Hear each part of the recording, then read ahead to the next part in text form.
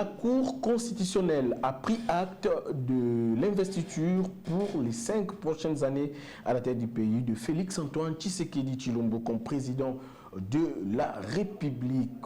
Faudra-t-il oublier tout simplement les contentieux électoraux, les bourdes électorales? Faudra-t-il tourner complètement la page? On en parle tout au long de ces programmes. Mais également, Félix Tshisekedi, les priorités pour les 5 prochaines années à la tête du pays. Comment s'y prendre? Nous allons en parler dans ces magazines. Madame, monsieur, bonjour ou bonsoir, ça dépend de l'heure à laquelle vous serez en train de nous suivre. Vous êtes bel et bien dans Version Authentique. C'est ici où vous avez la vraie et la meilleure version de l'actualité en République démocratique du Congo. Madame, monsieur, nous sommes très heureux de vous retrouver pour ces programmes. Sur ce plateau, j'ai l'insigne honneur de recevoir pour vous Monsieur Claude Ngoma. Il est cadre de Nouvel Élan, parti cher d'Adolphe Mouzito. C'est avec lui que nous allons creuser la profondeur dans les analyses. Madame, monsieur, tenez-vous prêts car c'est une émission un peu plus particulière avec un regard beaucoup plus particulier sur la République démocratique du Congo. Monsieur Claude Ngoma, est-ce que vous allez bien? Oui, je vais très bien, monsieur Déo. Comme vous me voyez là, la santé est impeccable et donc Dieu est en train d'agir sur moi.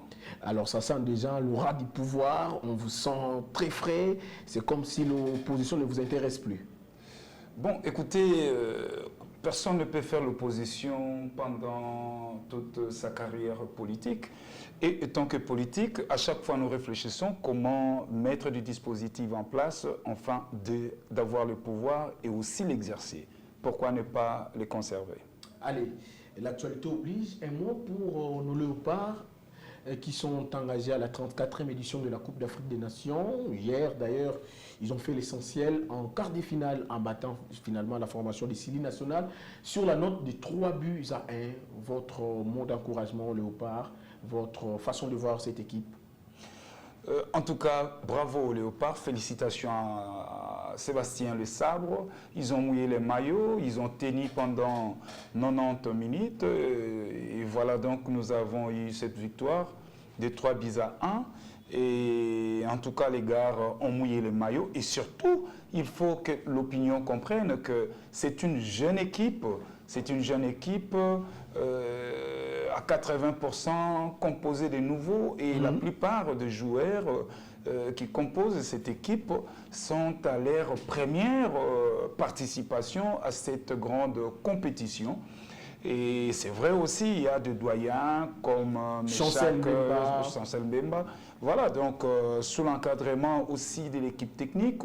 Et donc voilà, les gars sont là, ils sont sous le coaching de Sébastien Le Sabre. Très bien. Mais écoutez, il y a aussi un grand coach qui est pratiquement dans l'ombre, qu'on ne le voit pas, c'est le président de la République. Ah, monsieur Claude Ngoma. Ben non. Qu'est-ce que la politique vient faire dans le sport? Non, écoutez, l'autre fois, par le passé, nous étions assistés à des revendications qui ne cessaient de nourrir l'opinion et de nourrir la polémique. Comme quoi, la question liée aux primes d'encouragement, voilà, les gens qui vont mouiller maillot, qui ne sont pas payés, qui ne sont pas motivés. Mais dès que M. Félix-Antoine Tshisekedi est là, eh ben, cette question, on n'en parle plus. Par le passé, on avait même vu tout un ministre se déplacer avec des valisettes d'argent. Vous voyez, c'est qui n'était pas tolérable. Mais aujourd'hui, tout ça s'est fait comme si c'était sur une roulette. Très bien. Allez, messieurs Ngoma, venons-en au vif de notre sujet. La période post-électorale, Félix-Antoine Tshisekedi, qui prête serment lors de son investiture, la Cour constitutionnelle a pris acte. Est-ce qu'on peut dire que la page est complètement tournée, il faut passer à autre chose, oublier bourrage d'urne, oublier invalidation du candidat député, entre guillemets, tricheur, oublier tout ce qu'il y a eu comme contentieux électoraux? Non, nous ne pouvions pas oublier tout ce qu'il y a eu comme contentieux électoral, mais aussi, il faut savoir que nous sommes dans une dynamique d'amélioration. Notre système électoral, aujourd'hui, au lieu que nous l'améliorons davantage, mais je constate fort malheureusement que ces systèmes électoraux ne rassurent plus la classe politique, ne rassurent plus les forces politiques en présence. Parce que, figurez-vous, nous sommes à la 3e ou 4e cycle électoraux. En 2006, si je n'oublie pas, les taux de participation étaient à la hauteur de 75%. 2011, on a légèrement chuté et c'était à 55%. 2018, on avait chuté jusqu'à 45%. Et aujourd'hui, nous en avons à 30 et 35%. Donc, qu'est-ce qu'il faut noter dans ça? Il n'y a plus cet esprit d'appropriation du processus électoral par la population. Pourquoi? Parce que l'homme politique est là pour manigancer dans l'ombre. On ne veut plus laisser les jeux démocratiques se jouer. Voilà que... Mais M. Ngoma, à partir du moment où le président de la République prête serment, on se dit quoi? À quoi serviront également les revendications des candidats qui se disent ne pas concernés par la tricherie, mais cités par la CENI? Est-ce qu'il faut oublier les bourrages d'urnes, les machines, les kits électoraux qui se sont retrouvés entre les mains des particuliers? Est-ce cette page, entre guillemets, sombre de l'histoire, faudra-t-elle l'oublier? Non, nous ne pouvons pas oublier cette page. Quand bien même que le président de la République, il y a une franche partie de l'opposition qui crie à la tricherie, et que le président de la République, le 20 janvier 2024, a prêté serment. Je pense que Monsieur le Président de la République, aujourd'hui, a la majorité présidentielle. Mais regarde-moi un peu, mon cher ami, ça, nous devons nous le dire. Nos amis de l'opposition... Ah, vous n'êtes plus dans l'opposition? Non, parce qu'en ce net moment, on ne peut plus parler de l'opposition. Ah, M. Ngoma. Je vous dis... Pourquoi? C'est une démarche purement républicaine. Aujourd'hui, il n'y a que M. Félix-Antoine Tshilombo qui ait gagné la majorité présidentielle. Nous attendons à ce que la majorité parlementaire soit dégagée au sein de ce Parlement. Où êtes-vous présentement? Si nos téléspectateurs vous suivent, on vous suit, hein, M. Ngoma. Oui, je suis là. Alors, dites-nous, où êtes-vous? Parce que là, vous venez de nous dire que vous n'êtes pas dans l'opposition. Où êtes-vous finalement? Non, attendez, c'est une dialectique. Allez-y. Nous ne sommes plus dans l'opposition, c'est trop dire. Mais je place au moins le règle du jeu.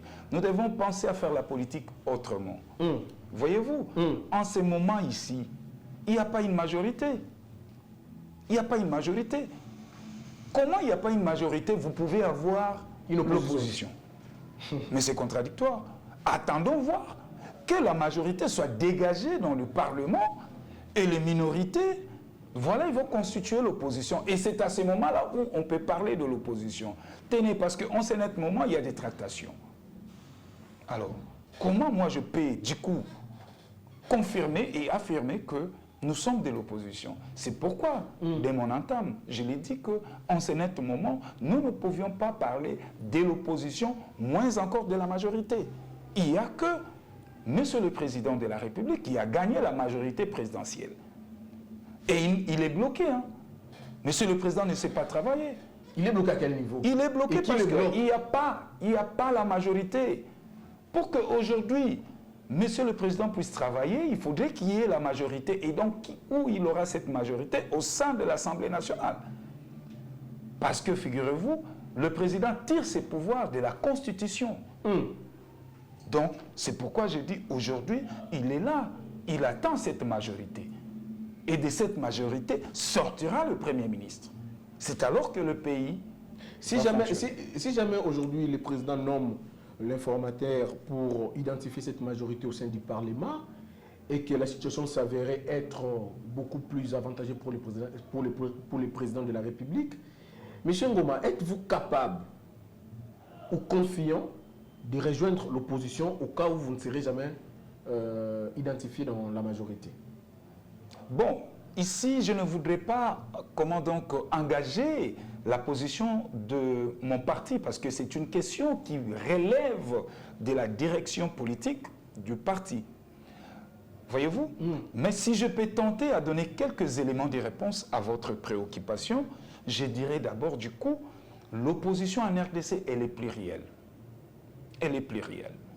Et dans cette opposition, malheureusement, c'est une opposition qui excelle dans la rue. Mais vous avez aussi été dans la rue, monsieur. Mais non, écoutez, nous avons amené une opposition républicaine. Deux fois, vous êtes dans la rue, des fois, on est dans des télés pour proposer, critiquer et proposer. C'est vrai, moi je comprends. Même l'UDPS à l'opposition, il n'a jamais proposé à Kabila. Mais aujourd'hui, monsieur le président a de la chance d'avoir une opposition Maiden Nouvelle-Élan qui réfléchit et qui propose. Est-ce que ce n'est pas une opposition faible, comme le président de la République le répète souvent, en face de moi, j'ai une opposition faible? Et si l'opposition est faible, donc c'est la majorité qui est forte. Et moi, je pense que c'est les Congos qui doivent être forts.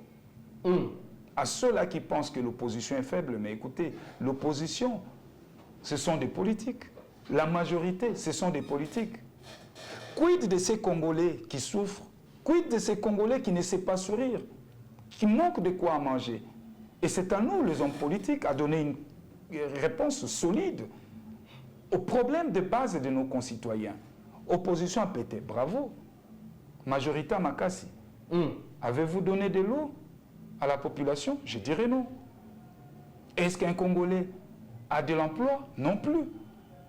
Et c'est ça, la cime de la chose que nous, les politiques, nous devons donner des réponses. Et voire même aux élus, je les salue, je les félicite, au-delà des bourrages d'urnes. Mais aujourd'hui, ils sont des députés. Ils ont cette lourde responsabilité de pouvoir... Est-ce que les réalités de ces votes ont vraiment reflété la réalité de la publication de la CENI, par exemple?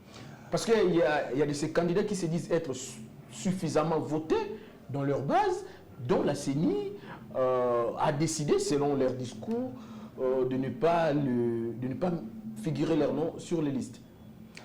Oui, moi je vais vous dire que la CENI s'est comportée en kamikaze. Je vais vous le dire. D'abord, les élections, nous sommes allés aux élections semi-électroniques. Très bien. Mais lors de la publication de résultats, on a vite compris qu'on nous a menés sur un terrain électronique. Moi, je n'ai jamais vu là où les CELSER, les centres locaux de compilation fonctionnaient. Moi qui est ici par devant vous, j'ai été candidat à Boma. Je suis resté à attendre le travail des CELSER. Mais le CELSER à Boma n'a pas fonctionné partout ailleurs.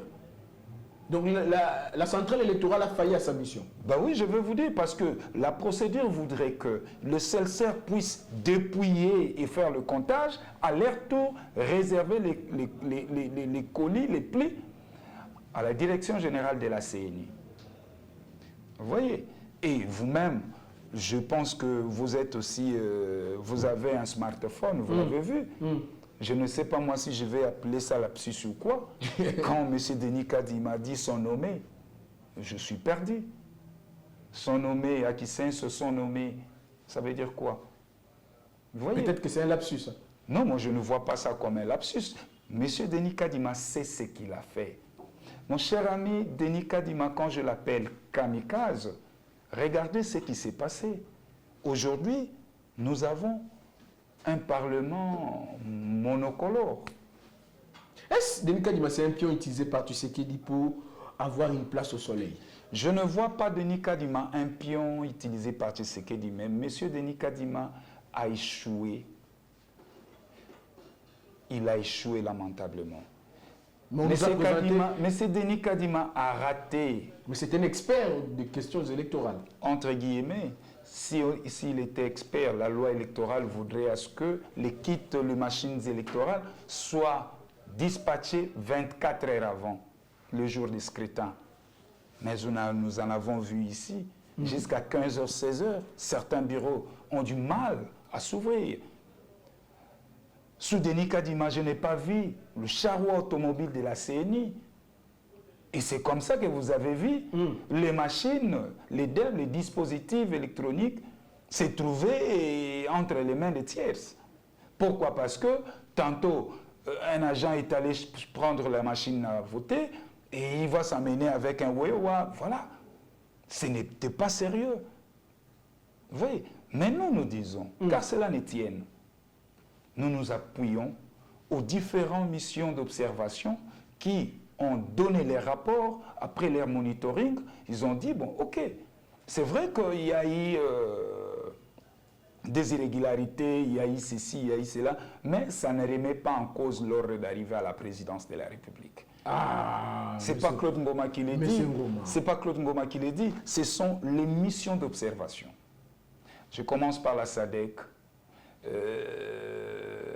la CENCO. Ils n'ont pas remis en cause. Certes, tous ces organismes ont une expertise en matière électorale, mais vous, en tant qu'un analyste politique avéré, vous concluez qu'on peut frauder simplement pour soi-même et sans voter le président de la République, par exemple? Je me réserve à répondre à cette question parce que la fraude, c'est à la compétence de la Cour à trancher.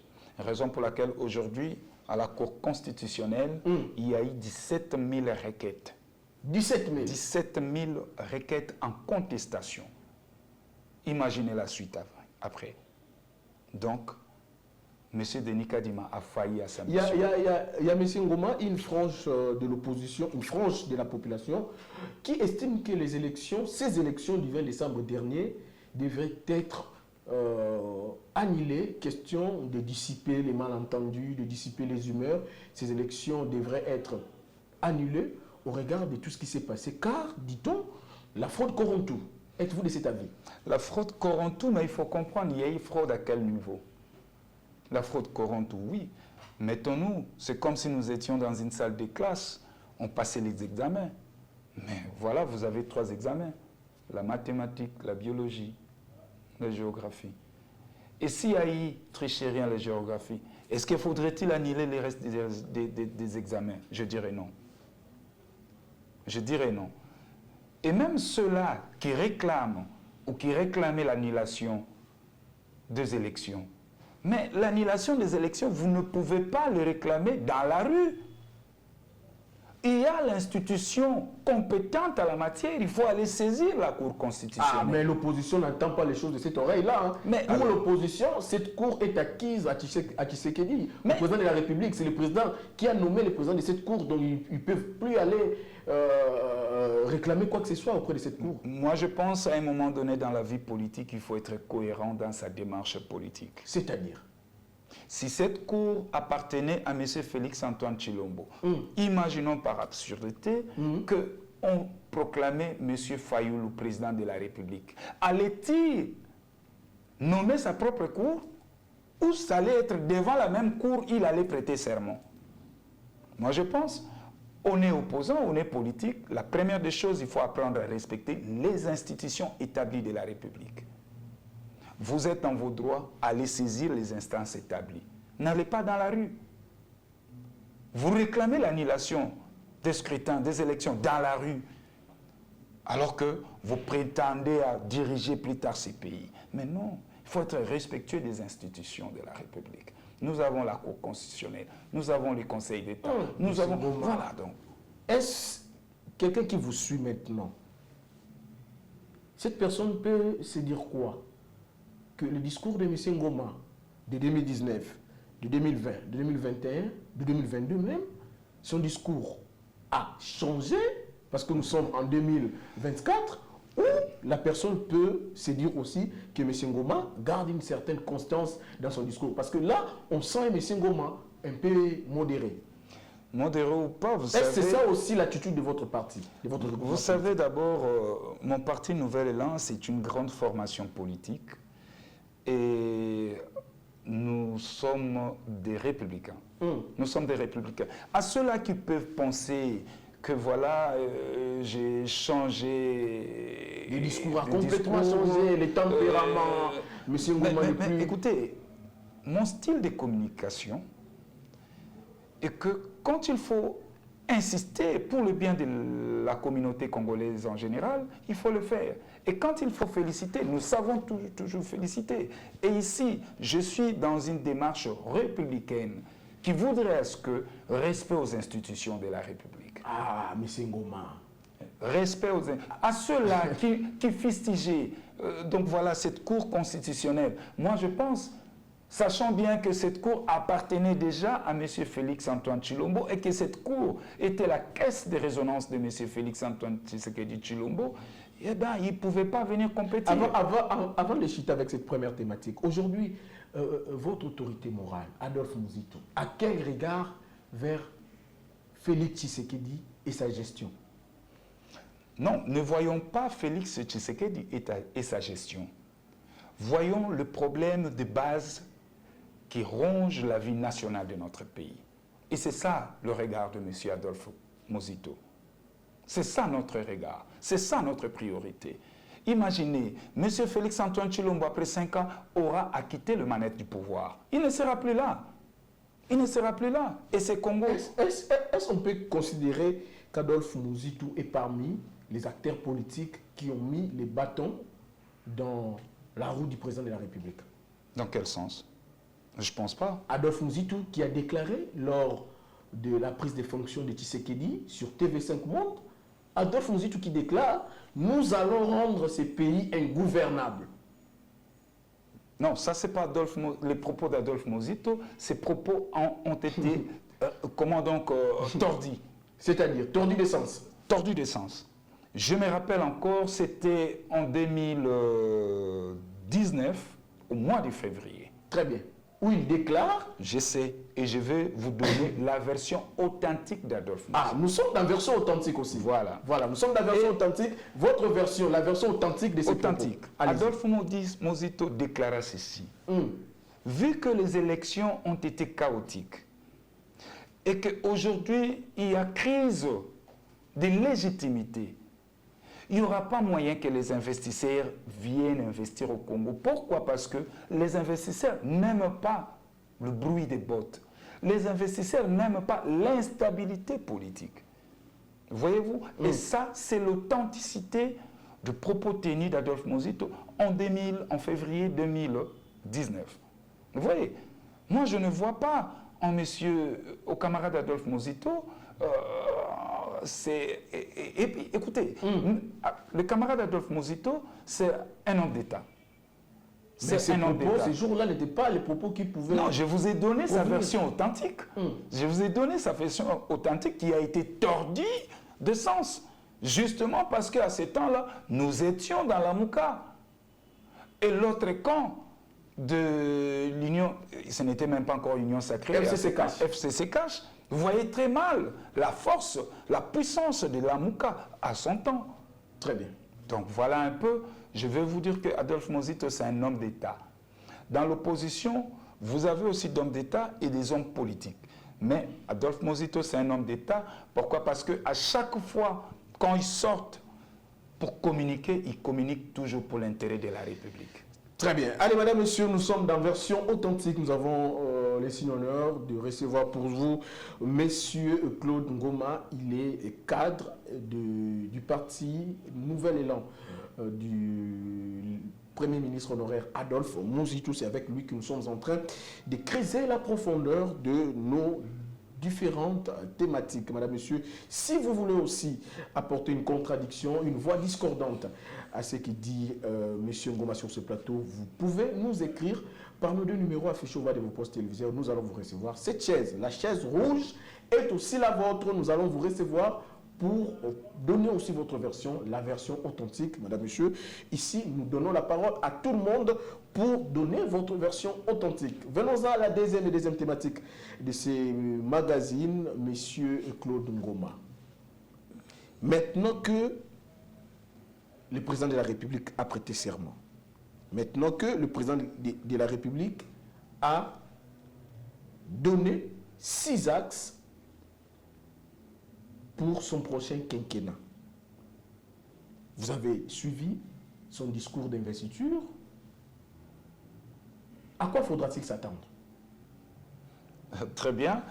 Donc voilà, aujourd'hui, le président de la République venait à prêter serment. Il nous a donné sa vision qui est circonscrite sur les 6 axes prioritaires.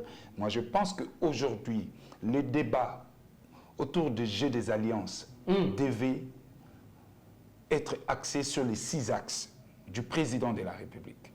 Parce que pour moi, je vois par exemple l'axe de l'emploi. Il faudrait qu'il y ait débat là-dessus. Est-ce que vous, Nouvel Élan, vous avez une offre politique valable aujourd'hui à proposer, par exemple, au président de la République? Et d'ailleurs, c'est ça notre démarche. Nous avons notre offre politique et nous avons même dit au préalable, avant toute alliance, nous devons discuter autour de la question de la gouvernance.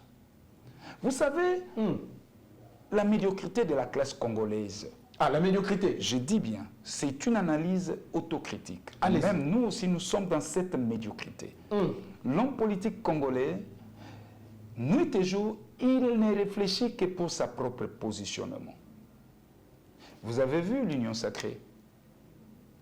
C'est un mariage sans fiançailles. Ah. Aujourd'hui, Vous étiez dans l'opposition, vous avez qualifié mariage FCCK d'un mariage contre nature. Contre là, nature. là, vous venez, vous dites encore mariage sans fiançailles. Ça veut dire quoi? Je vais vous dire parce que l'union sacrée s'est constituée sous fond de quoi? Il n'y a pas de soubassement. Ils se sont retrouvés justement pour se partager des postes. Ce n'est pas ça la démarche de Nouvel Élan. Nous devons coaliser, oui, mais parlons gouvernance. Comment nous allons gérer? Quelle est votre vision par rapport à l'emploi des jeunes? Quelle est votre vision par rapport à la monnaie? Et si jamais votre offre politique, votre vision dont vous parlez ne converge pas avec celle du président de la République, en ce moment-là, vous faites quoi? Ici, il ne s'agit pas que cette offre politique puisse converger, mais ici, il s'agit de faire une mise en commun des idées. On essaie un peu d'associer les idées dans la gouvernance. Par exemple, pour nous, nous disons que moi, par exemple, moi, je l'ai dit, hein, ça c'est moi, c'est pas mon parti politique. Allez-y. Moi, je dis, au lieu d'installer, organiser les élections locales et installer les conseillers communaux, j'ai dit, ce sont des charges additionnelles à l'État. Des charges additionnelles? Des charges Ça additionnelles. ne valait même pas la peine. Ça ne valait même pas la peine. Ça, c'est moi, c'est ma lecture. Allez-y. Pourquoi? Parce que vous êtes libre. déjà au niveau territorial, nous avons des problèmes. Vous avez des assemblées provinciaux et des assemblées provinciales plutôt qui ne sont pas subventionnés, des députés jusqu'au jour d'aujourd'hui provinciaux, bien entendu, avec des arriérés, certains de 8 mois, certains de 4 mois, de 2 ans. Les bourgmestres ici, que l'on fustige nuit et jour, mais de pauvres, ils ne sont pas payés. Ils ne sont pas payés. Le frais de fonctionnement n'arrive même pas. Voilà le débat. Ça, moi, je réfléchis. Et quand il s'agit des alliances, il faut placer les décors. Monsieur Kamere qui va créer le PAC, bravo, c'est une dynamique politique. Mais vous vous êtes retrouvé, quelle est votre vision? Quelle est votre offre? Quelle est votre lecture par rapport aux différents secteurs de la vie nationale? Apparemment, vous avez suffisamment tiré des leçons de votre passé avec Lamouka, coalisé avec Fayoulou, Katumbi, Bemba. Vous avez suffisamment tiré des leçons de ces alliances en politique. Non, non, c'est-à-dire nous avons fait des analyses partant depuis 60. Parce que figurez-vous, même en 60, Lumumba, Kassavubu, qui vont faire une alliance, mais justement pour se taper des postes. Ce n'était pas une alliance de gouvernance. 6 mois après, ils se sont télescopés. Monsieur Ngoma, vous voyez Adolphe Mouzitou coaliser avec Tshisekedi dans une alliance et Adolphe Mouzitou ne pas avoir les postes. Vous serez Même tranquille. si le camarade Adolphe Mouzitou n'a pas un poste au sein du gouvernement, mais dès lors que ses idées sont prises en charge, en place, en compte, qu'est-ce qui vaut mieux? C'est les idées. Parce que la personne d'Adolphe Mouzitou ne va pas résoudre le problème des Congolais. Ce qui va résoudre les problèmes des Congolais, ce sont ses idées. Vous voyez, c'est sa pensée politique. Le président de la République a donné les 6 axes. L'axe relatif aux travaux publics, le route et consorts. Nous disons, pour donner de l'emploi et donner une santé fiscale à notre assiette fiscale, il faut passer par une politique de grands travaux. Même quand on prend PDL 145 territoires, pour moi, je dis c'est une escroquerie. Ah, un projet de développement, M. Ngoma. D'abord, le Congo n'est pas un pays à développer. Le Congo est un pays à construire. Voyez-vous? Les propos de Tony Nangas que sont notaires, allez-y. Voilà. Ce n'est pas un pays à développer. Si vous n'avez pas construit, comment vous pouvez parler développement? Il faut commencer par la construction. Il faut commencer par la construction et cette construction va vous placer parmi les pays émergents. Et de là, vous pouvez maintenant aspirer à atteindre le développement. Ce n'est pas vous vous réveillez un petit matin, du coup, Congo développé. Ou on est charlatan. Voilà un peu. Et c'est pourquoi moi j'ai dit, le PDS a 45 territoires. Au lieu de nous construire un petit ghetto, un dispensaire de 2 pièces, mais c'est du gâchis. PDS 145 territoires, allez dans le Congo profond, allez voir le bureau des ATD, les administrateurs de territoire. Des bureaux construits depuis 1920. Et aujourd'hui, c'est en lambeaux. Qu'est-ce que vous avez apprécié, vous, votre parti, quand je parle à vous, je parle directement à votre parti. Qu'est-ce que le parti Nouvel Élan a apprécié dans les 5 premières années du président de la République, son premier mandat? Qu'est-ce que vous avez apprécié? Nous avons apprécié dans le premier mandat du président de la République, Félix-Antoine Tshilombo, dans le volet finances publiques. Ce secteur a été bien géré. En 5 ans, M. Félix-Antoine Tshilombo, il a quadruplé le budget. Mais sur les marchés, le prix du marché, ça dit autre chose, hein? Non, ne mélangeons pas les choses. Parce que le prix du marché, là, c'est le train de vie des Congolais. Voyez-vous, qui doit forcément passer par le PIB, le produit intérieur brut. Et le produit intérieur brut est fonction de notre assiette fiscale. Et aujourd'hui, le Congo, nous avons une assiette fiscale trop mince. Et voire même la pression fiscale est aujourd'hui entre 10 et 13. Alors que dans d'autres pays africains, ils ont déjà atteint 20% de pression fiscale. Vous voyez? Et aujourd'hui, dans le premier quinquennat du président Félix, il a commencé par un budget de 7 milliards. Il est passé de 7 à 10 milliards. Mais c'est là aussi devrait se sentir dans le quotidien des Congolais, dans la vie des Congolais. Par exemple, la stabilité des prix dans le marché, cher Claude Ngoma. Les gens se plaignent. Il y a des produits, des denrées alimentaires, des produits de première nécessité. Ça varie du jour au lendemain, alors que nous avons, le gouvernement, entre guillemets, a quadruplé les budgets nationaux. Mais qu'est-ce qui se passe finalement pour qu'on ne sente pas je veux dire, c'est triplement du budget. Non, il faudrait dissocier les choses. Le budget est là justement pour régler les dépenses publiques. Vous voyez, le salaire des agents et fonctionnaires de l'État et d'autres charges institutionnelles. Mais quant à la pression sociale, les prix toujours galopants dans les marchés, là, ce n'est pas les budgets. Là, il y a une question, même quand vous parlez du problème des taux, de devises, la dépréciation du franc congolais face aux devises étrangères. Là, c'est une politique exclusive du gouverneur. Aujourd'hui, c'est la gouverneure de la Banque centrale qui doit nous mettre en place, la gouverneure et le ministre de l'économie et le ministre du budget et le ministre de finances. Ensemble, ils doivent nous définir, nous mettre en place une très bonne politique monétaire qui pourra faire en sorte que notre monnaie soit compétitive face aux devises. Parlons de la vie chère.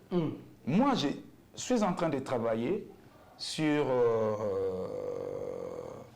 comment je vais dire, une loi. C'est vrai que ce n'est pas moi qui ai fait ça, c'est une loi sur le commerce en RDC, élaborée depuis 60. Jusqu'au jour d'aujourd'hui, cette loi n'a jamais été révisitée. Et moi, je suis en train de travailler autour de 2 ou 3 dispositions. Pourquoi? Je ne peux pas comprendre. Les produits de première nécessité puissent galoper des prix. Et ça ne peut pas se justifier. Et donc, je suis en train de faire un travail où je demanderai à l'État congolais de subventionner tous les produits de première nécessité. Je dis bien tous les produits de première nécessité. Et ça va se passer dans le Parlement. Avant que le pain puisse augmenter les prix, ce sont des députés qui doivent siéger.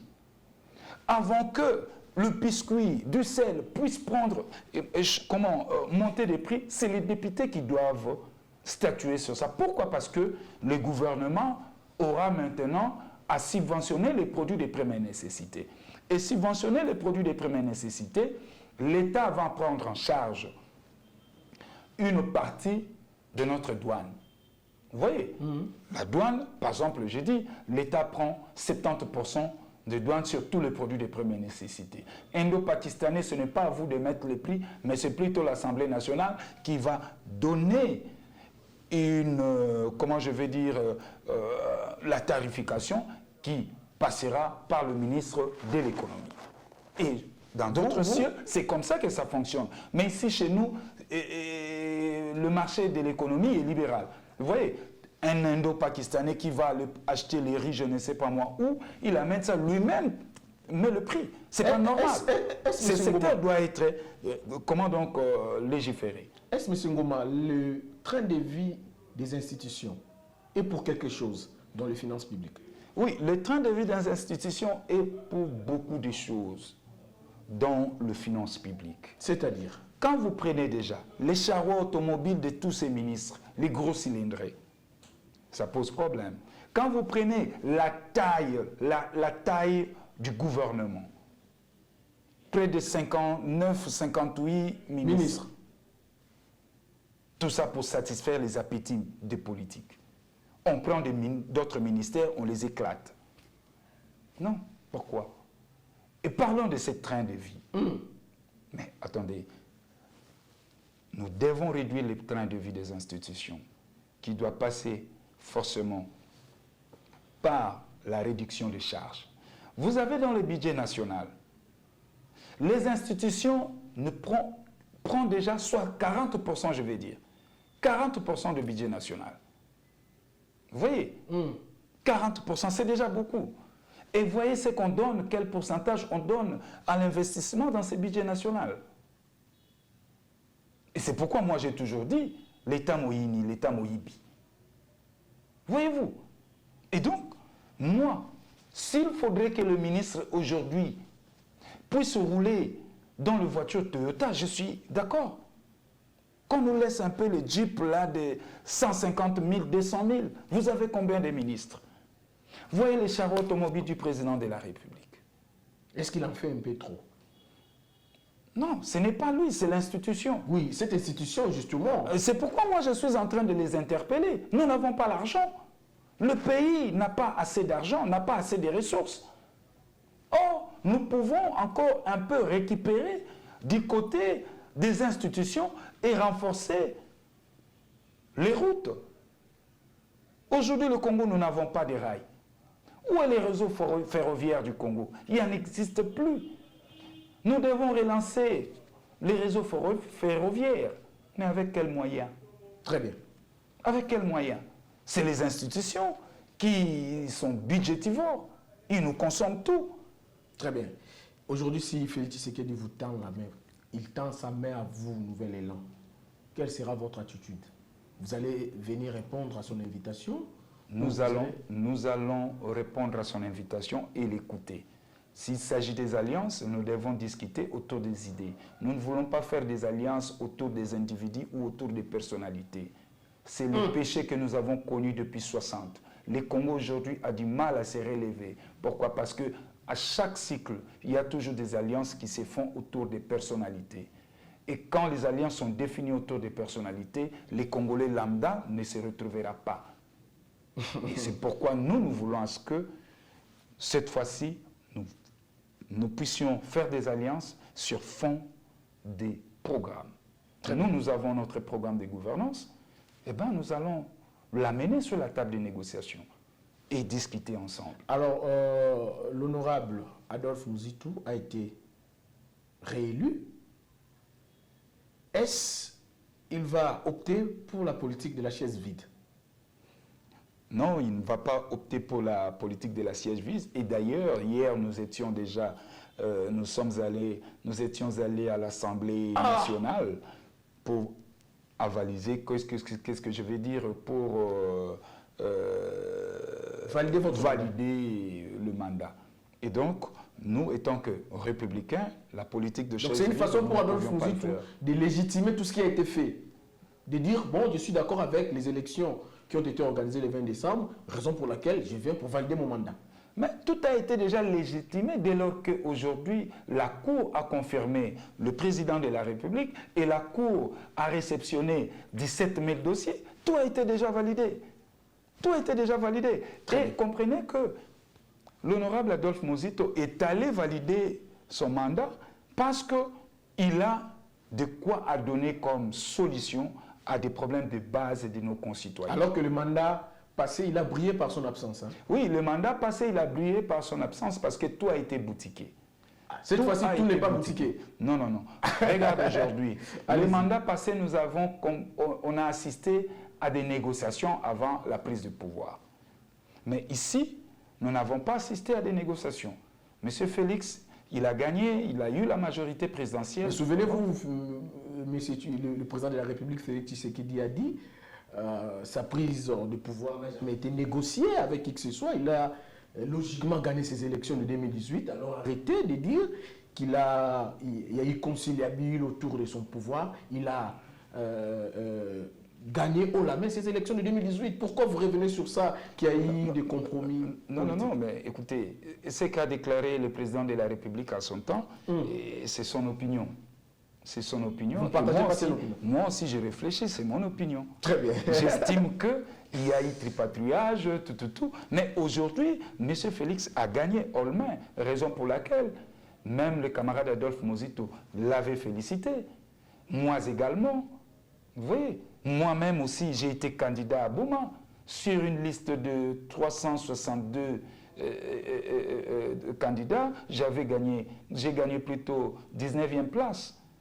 Mais ce n'est pas pour autant que je dois faire trop de bruit parce que... Vous reconnaissez autant votre défaite à Bouma? Oui, je les reconnais, mais dès lors que plus de 300, je suis dans le 20 premiers. J'ai dit, bon, ok, j'ai une voix à porter à Bouma. Très bien. J'ai une voix, j'ai une base. Et donc, je ne peux pas en faire un problème parce que je sais qu'en 2028, nous allons encore revenir sur cette compétition électorale. Et donc, aujourd'hui, pour terminer mon propos, je pense que le président de la République, aujourd'hui, il a la majorité présidentielle, mais lors de la constitution du gouvernement, je demanderai au président de la République de les ratisser large. De ratisser large, d'ouvrir un peu le champ, parce que le Congo, ce n'est pas à vendre. Le Congo, c'est notre bénédiction. Le Congo appartient aux Congolais. Et je pense que le président aura encore beaucoup de crédit et beaucoup de la considération s'il ratissait l'âge et qu'il appelait tous ses frères de venir mettre la main dans la pâte afin de donner solution à des problèmes de base de nos concitoyens. Très bien. C'était là la version authentique de M. Claude Ngoma. Il a réfléchi à haute voix, peut-être que vous êtes d'accord ou pas, vous voulez porter, comme je le disais, une voix discordante à celle de M. Claude Ngoma. Cette chaise est pour vous, contactez-nous par nos deux numéros affichés au bas de vos postes téléviseurs.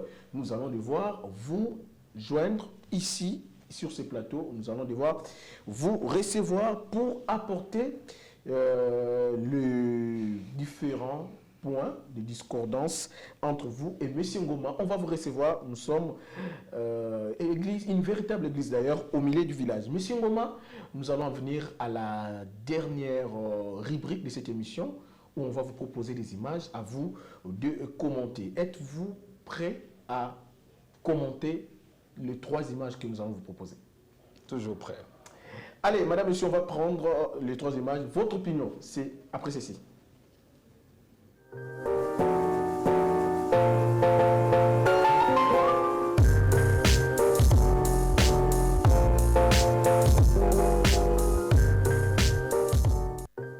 Opinion sur image.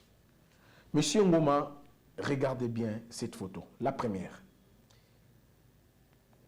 Monsieur Denis Kadima, le président de la Commission électorale nationale indépendante. Vous avez une orientation, un conseil à lui donner. Aujourd'hui, si vous les rencontrez, quels sont les premiers mots que vous allez adresser à M. Kadima? C'est parti. Du coup, je lui dirais qu'il a raté son pari. Il allait être inscrit, son nom allait être inscrit dans les annales des archives du Congo en lettres d'or, mais malheureusement, il a raté parce qu'il a déçu tous les Congolais. Très bien. Les propos tenus n'engagent que son auteur. Pas de commentaires sur ça. Deuxième image, M. Ngoma, opinion sur ces messieurs. Moïse Katumbi Tchapou. Si vous étiez dans sa formation politique, quel serait votre conseil, les conseils que vous allez prodiguer à Moïse Katumbi? À ce stade, bien sûr, de notre pays post-électoral. D'abord, c'est un grand manager. Le président Moïse Katumbi, j'ai beaucoup de considérations sur sa personne. C'est un grand manager et puis je lui dirai ceci exactement, que monsieur le président Moïse Katumbi, si vous voulez faire la politique, il faut apprendre d'abord à communiquer. Vous pensez qu'il a prêché par la communication? Très bien, oui, je le pense. Parce que moi, je dis la communication, c'est un moteur capable de bouger les lignes. Et je pense que M. Katumbi, du côté communication, il a encore à beaucoup travailler. Très bien. La troisième et la dernière image que nous allons proposer à M. Ngoma. Martin Fayulu Madidi. M. Ngoma, en politique, très souvent, les alliances, c'est fonds, c'est défend, mais également c'est réfond. Quand vous regardez M. Fayulu Madidi, avec qui vous avez été dans une même coalition de la Mouka, on peut aujourd'hui penser qu'un jour revoir Adolphe Muzito et Martin Fayulu dans une même assiette politique. Oui, je peux l'imaginer à l'extrême, ça peut se faire, parce qu'on est en politique. Mais j'ai beaucoup de respect au président Martin Fayulu. Je reconnais à lui un grand orateur. Il sait convaincre, il sait parler, et il a cette dynamisme et la force de bouger les lignes. Mais je lui demanderai tout simplement d'être cohérent et surtout... Vous pensez qu'il est incohérent? Il est incohérent tout simplement parce que, regardez, il avait levé l'option avec son parti politique de ne pas compétir aux élections, mais on n'a pas compris, en 1 de 4 matins, il s'est réveillé, et voilà, il s'est rebiffé pour aller compétir. C'était quoi? C'est de ça ce que moi je dénote, de ce qui est de l'inconstance. Très rapidement, c'était quoi la pomme de discorde entre lui et Adolphe Muzito? Pourquoi les deux, chacun a pris son chemin alors qu'ils étaient ensemble? Les visions. Ah! Les visions carrément, parce que... Mais à quel moment cette vision est devenue divergente alors qu'au départ, ils se sont convergés? C'est pendant qu'on cherchait à réorganiser la Mouka autour de notre charte. C'est de là où tout a basculé. Okay. Voyez-vous? C'est de là. Et quand je dis vision, les camarades Adolphe Muzito menaient une opposition républicaine au sein de la Mouka, alors que le président Fayulu, lui, il a l'ADN de l'IDPS. Il a l'ADN de l'IDPS qui mène une opposition de la rue. Très bien. Une opposition dans la rue. C'est ça notre différence. Allez, madame, monsieur, le propos tenu, je ne cesserai de le dire, n'engage que son auteur. Nous avons eu le plaisir de recevoir pour vous sur ce plateau M. Ngoma, à qui nous disons merci d'être passé sur nos antennes. Vous étiez dans Version Authentique, le mot de la fin. Et comment avez-vous trouvé cette émission? Avez-vous plutôt de suggestions, des observations à nous faire? On est très sportif de les recevoir, même en direct. Ne vous gênez pas. Merci en tout cas, très cher Déo, d'abord de cette invitation que vous m'aviez balancée, et puis j'ai attaché beaucoup d'importance, voire même j'ai bousculé les lignes pour venir répondre à cette invitation. Vraiment, j'ai aimé votre style de conduire le débat, votre style de questionnement, et ce que j'ai aimé un peu, voilà aussi cette dernière rubrique, hein, en balançant des photos. Donc, est-ce que vous étiez à l'aise? Comprenez, parce que des fois, ça nous amène un peu vers cette polémique qui... Et les Congolais aiment ça aussi, hein, les chamailleries autour de la politique. Mais écoutez, ici, j'ai quand même retenu mon souffle. En tout cas, vous avez un bon cadre. Et je vois la technique impeccable, je vois encore en l'entrée, je vis l'équipe rédactionnelle. Donc, et surtout que je note ici que tous vous êtes jeunes. Et étant jeune, vous avez encore de l'avenir. Merci. Beaucoup. Il Merci. faut bosser. Merci en tout cas. Merci, monsieur Claude Ngoma. Madame, monsieur, c'est par ici que nous allons mettre un terme à ces programmes version authentique que nous avons eu le plaisir de vous présenter. Retrouvez-moi la semaine prochaine avec un autre invité pour également donner sa version authentique, la version authentique et reste authentique. Madame, monsieur, merci à vous de nous être fidèles. Je le dis et je ne cesserai de le dire, soyez vrais et restez vrais, car être vrai, c'est être authentique. Au revoir, à la prochaine.